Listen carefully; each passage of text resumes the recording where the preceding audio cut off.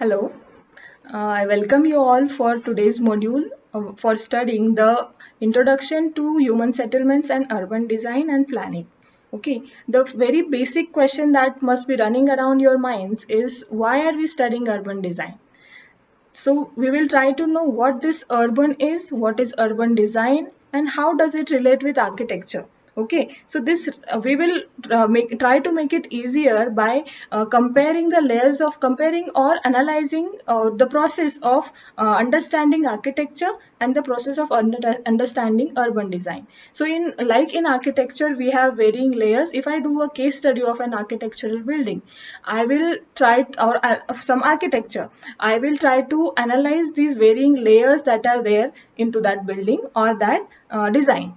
But similarly, in urban design, we have varying layers. So this process we are going to follow to understand the introduction for this subject. Okay, so if I take you back to your journey of previous 3 years of architecture, you can easily understand that till now we have tried to study single user or a family, etc. Or there were multiple users, but in the same site, right? So the basic difference here is going to be that if you have to note this important thing that till date I was trying to design was for maybe a single user or single stakeholder, right? Stakeholder is like some for example, if it is an institution, it is owned by some one head, right? They'll have a one body of it. So this is the basic difference that from architecture to urban design. When I am talking about urban design, the number of users change. Okay, there are these varying number of users that I talk about. So this is the basic thing, the basic difference I would say when I step up from architecture towards urban design.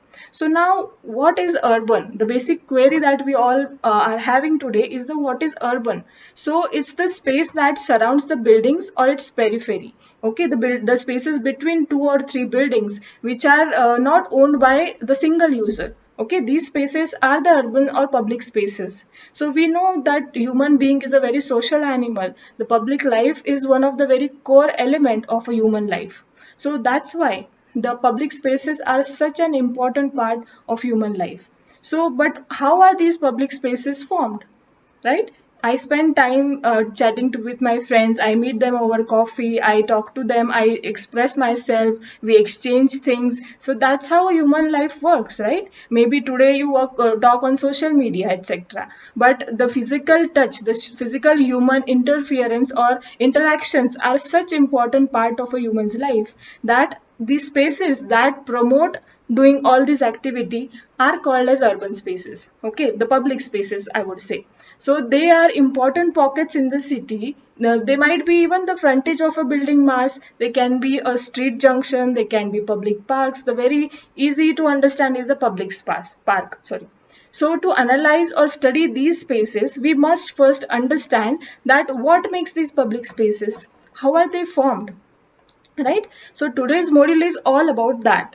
So let us try and go back to architecture. Okay, so while doing any case study, as I said, for example, let us study the layers. Like we all try to study the layers like location of the building, the climate that is there where it is located, the sun path in that side, the wind direction, the likely in urban design also we have varying layers. For example, we have topography, we have linkages of streets, we have nodes, we have services that it is dependent on the built versus unbuilt mass. So the building land uses, these are various terms. Okay, so similar as to like in architecture we had the layers where how could we analyze architecture.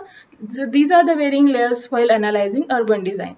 So if we see in architecture, these layers have overlaps. Okay, if I say orientation of a building, so how does orientation come in picture? It is always decided by the study of climate also. So for deciding an orientation, I need to have the study of climate of that region, right? So that will decide the study of sun path, the wind direction, all this will form into the orientation of building. So if I say into urban design now, so the layers are even if these layers are all important and single study aspect, they are all interrelated. For if I say example in urban design study, it is if we could see the old core of any town, okay, the topography of it. So we try and study the topography of a particular area, okay. So it is very important. But the reason why is the topography important? It is also related with the linkages layer, the layers we are now talking about. Okay, please note, first layer I mentioned was topography. Second layer I am talking about is the linkages. Okay, what are linkages? The street connection, the hierarchy of streets, the major or secondary streets, the tertiary streets, the narrow lanes, etc.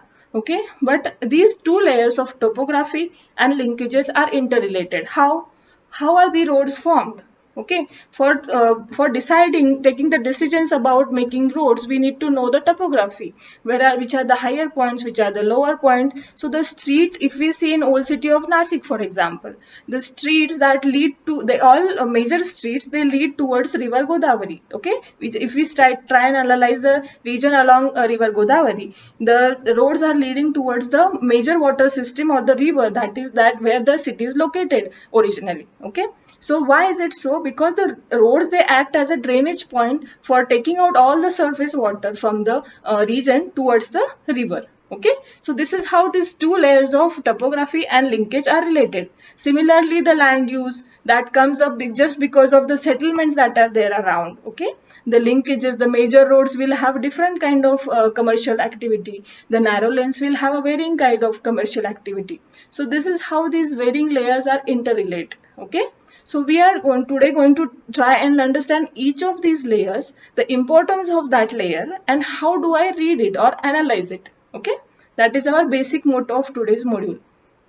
So from that, if I again take you back to the point we were discussing in the starting, the public space. So this is how the public spaces form. So if I talk about one example of maybe a play area, okay, we were talking about the user groups, how the varying user groups are using it. If I say the play group, the user groups, the gender of those, the age group, I would say the kind of connection between them, the communities that are there, they are using it, are also varying. That's why these spaces don't have a specific rule, but they are supposed to be welcoming or being used by everyone or every kind of group that I just mentioned. Okay, so that's why these varying users should be able to use that space in their accordance of maybe required space, the required time. So if I, for example, if I say the public park, in the morning it will be used by the joggers, in evening maybe it will be used by kids to play, right? So the user age group, gender, ethnicity, everything is going to change. Okay, so that's how we have to think about the nature of public spaces. How is it different than the spaces we design in architecture? Okay, so we have to constantly keep on reminding ourselves this comparison between architecture and urban design, and that will make things easy for us. Okay, so